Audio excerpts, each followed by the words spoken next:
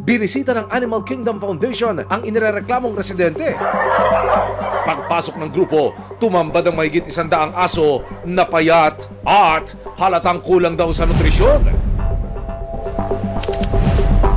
Yung tinatawag po nating shelter, no, hindi rin po siya maayos at napakarami pong, may mga cages po, sira-sira na po, and then there's also overcrowding, no. Ang mga karneng nakuha ng idinideliver sa nag-ala shelter na takanan bilang pagkain ng mga aso, hindi rin daw na itatago ng tama sa freezer o refrigerator. Mayroon pong masangsang na amoy na nanggagaling doon daw po sa unregistered shelter na yan. This has become a public safety concern kasi yung amoy po, no, public health yan eh.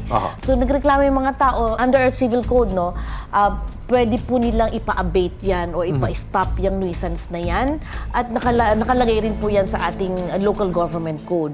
Kinaubagahan, lumabas ng gate ang isang babae, ang inirereklamong si Lady Love, humarap sa resibo. Wala namang kaso. Pagkikita ko sa inyo yung shelter dito. Nakita mo, wait lang nga. Sige, salamat.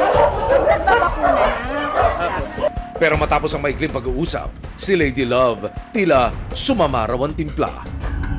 Kontakin ko po. Pakay ng Animal Kingdom Foundation na tulungan si Lady Love sa pagre-relocate ng kanyang mga aso. Kalaunan, pumayag na rin si Lady Love na magbigay ng pakayag at ipakita ang kanyang shelter. Sobrang pumamati sa mga aso. One time, nagka-problema ako sa buhay ko. Magpapakamatay ako. Masagasa ako sa train. May isang asong nag-check sa akin. Dagdag pa niya, wala raw sa kanyang problema kung paaalisin siya. Walang kaso. Kahit saan ang aso ko, sasama ko. Sabihin nila, amoy aso ko. Natural, amoy aso ko. Hawak mga aso ko eh. Wala na lang amuyan, nakikiamoy ka na nga lang eh. Lalayas na kami.